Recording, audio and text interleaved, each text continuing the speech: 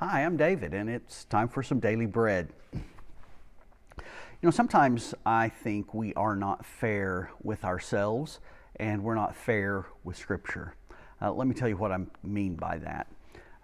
There are passages that we're familiar with in terms of subjects like stress and anxiety that we think of readily.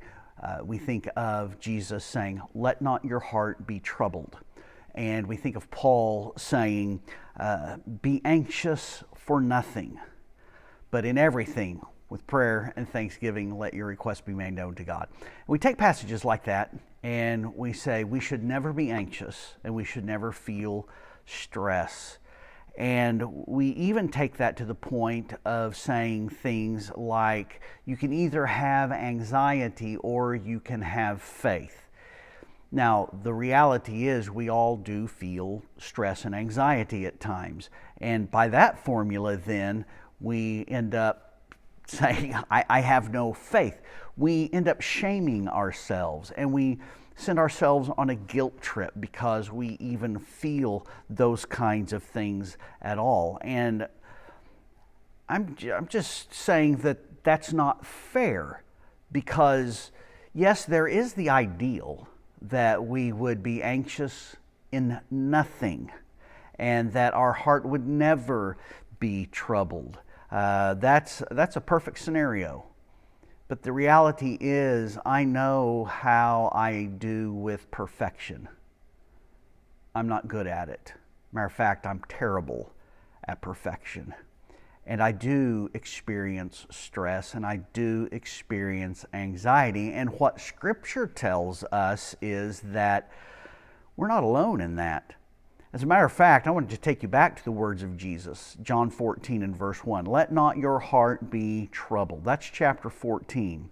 Well, if you'll go back one chapter to chapter 13 and verse 31, verse 21, sorry about that. Verse 21, there it says of Jesus, after saying these things, Jesus was troubled in his spirit. Go back another chapter to chapter 12, and this time to verse 27. Jesus says, "Now my soul is troubled." You go back another chapter to chapter 11, and this time to verse 33.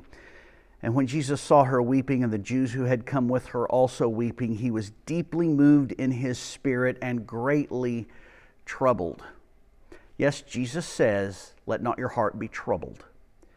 But Jesus himself, on occasions, was troubled. Now, my point here is that not that Jesus was inconsistent. That's not it at all. But it is that we don't take that statement of Jesus and go with it places and to degrees that obviously the Bible never intended for us to go with it. That if we ever feel troubled, then somehow we have failed in our faith. That's not true. Now let's take the words of Paul as he expressed those in Philippians chapter 4. "Be anxious for nothing." Let's go back a couple of chapters to chapter 2, where he is talking to the Philippians about Epaphroditus.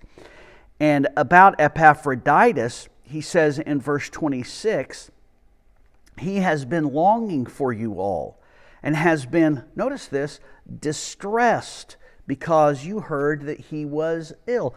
Epaphroditus was feeling stress. 2 verses later, verse 28 of chapter 2, Paul is saying, okay, I'm going to send Epaphroditus back to you at Philippi.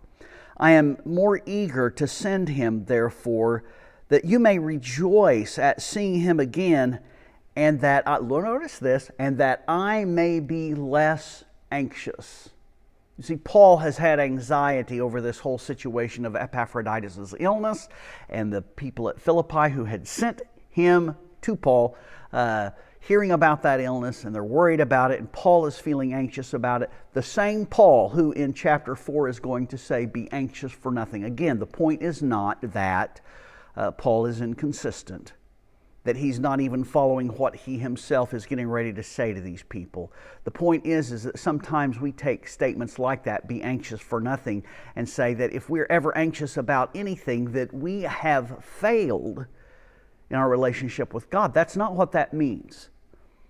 We have created this scenario in our minds, I'm afraid, at times that suggests that in order to be an acceptable Christian to God, that we must be perfect in what we do in response to Him. And in this case, therefore, that we are never anxious about anything and that we are never stressed about anything.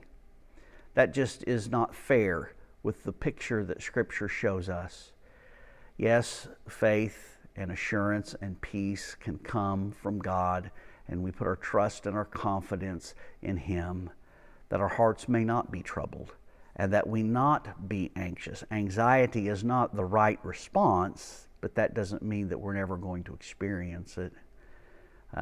Let's be a little more gracious with ourselves. Let's be as gracious with ourselves as Scripture is with us and as God is with us.